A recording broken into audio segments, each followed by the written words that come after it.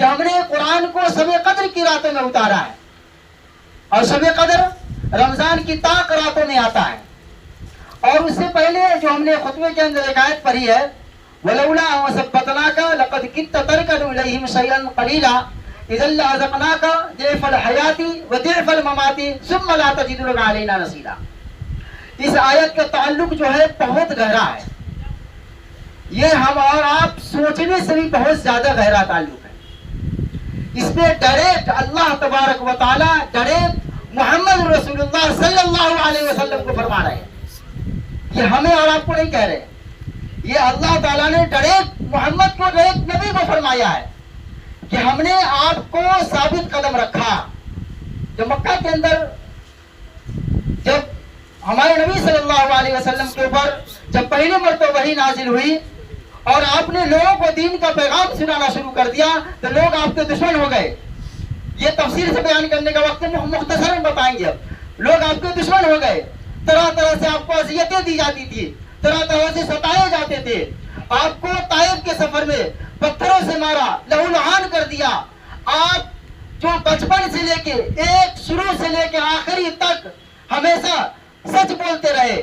لوگوں نے آپ کا نام ہی صادق امین رکھ لیا تھا، لیکن وہ نبی یہ کہتے کہ میں سچ کہتا ہوں اللہ ایک ہے، میں سچ کہتا ہوں کہ اللہ ایک ہے. وہ نبی جو بچپن سے شروع سے آخر تک ہمیشہ سچ بولتے رہے، لیکن کیا فرماتے ہیں کہ میں سچ کہتا ہوں اللہ ایک ہے، میں سچ کہتا ہوں میں اللہ کا رسول ہوں، میری پیروی کرو، میری باتیں مانو. اس نبی سے اللہ تبارک و تعالیٰ ڈائریکٹ کہتے ہیں کہ اگر ہم آپ کو ثابت قدم نہ رکھتے تو آپ ممکن تھا کہ آپ بہک جاتے. ڈائریکٹ اس کو کہہ رہے ہیں ممکن تھا، یہ قلیل تھا کہ آپ بہک جاتے یا ان میں سے ہو جاتے یا آپ راہ راست سے بھٹک جاتے. اس کا بہت ساری مطلب ہے، لیکن ہم نے آپ کو ثابت قدم رکھا، ہم نے آپ کو ثابت قدم رکھا. پھر کیا کہا؟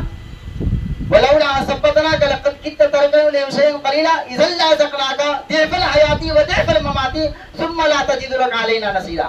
اگر ایسا ہو جاتا کہ آپ بھٹک جاتے تو پھر کیا ہوتا؟ پھر یہ ہوتا کہ ہم آپ کو 2 گنا عذاب دنیا میں دیتے. یہ کس سے کہہ رہے ہیں؟ ہمیں اور آپ سے نہیں کہہ رہے، ہم لوگ تو گناہگار بنتے ہیں. یہ کس سے کہہ رہے ہیں؟ اللہ تعالیٰ ڈائریکٹ نبی سے کہہ رہے ہیں کہ اگر آپ خدا نخواستہ بھٹک جاتے تو ہم آپ کو 2 گنا عذاب دنیا میں دیتے، اور اس سے 2 گنا زیادہ بڑھا کر کے ہم آخرت میں دیتے.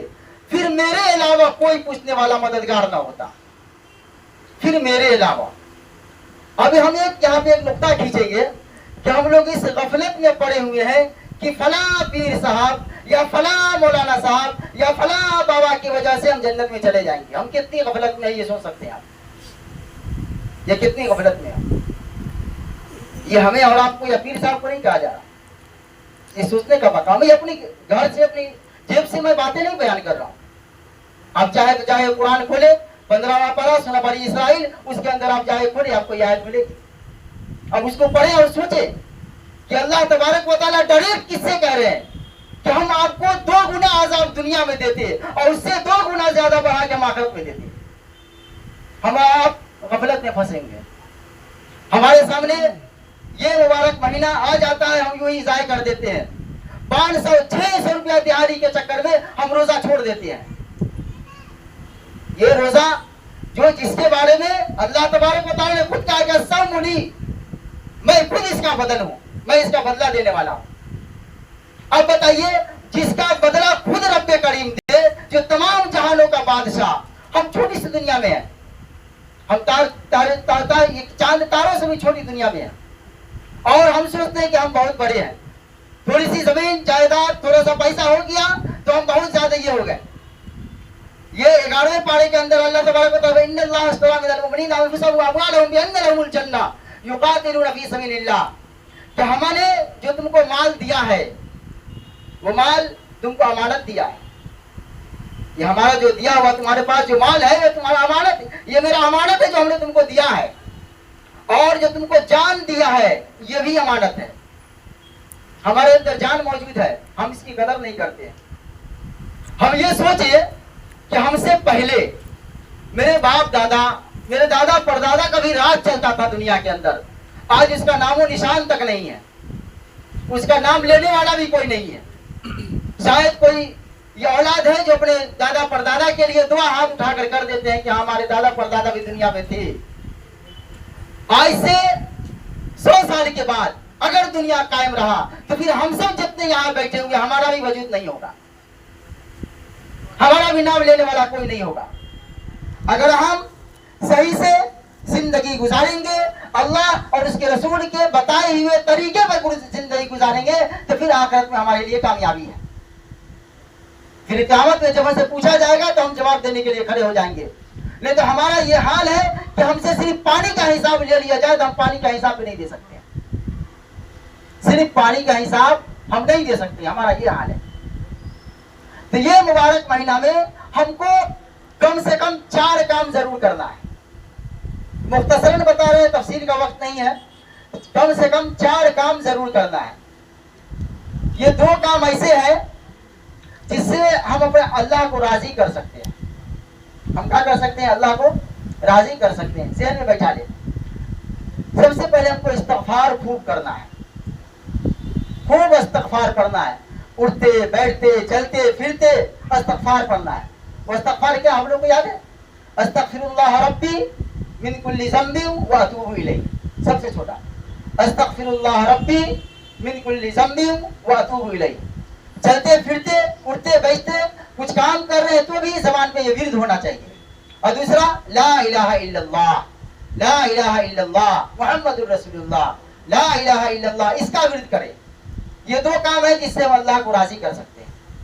और इसके अलावा 2 काम और है जो खुद के लिए करना है। 2 काम और है जो हमको खुद के लिए करना है। क्या करना है? हमको अल्लाह से जन्नत की तलब करना है, वो अपने लिए जन्नत की चाहत करना है।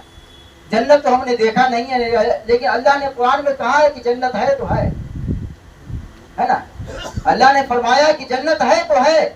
जिससे पहले हमारा वजूद नहीं था तो भी हमको दुनिया में पैदा करने का कुछ इरादा था, उससे मालूम था कि हम किसी को पैदा करेंगे। क़यामत तक के निशान के बारे में अल्लाह तबारक व तआला को मालूम है कि वो क्या करने वाला।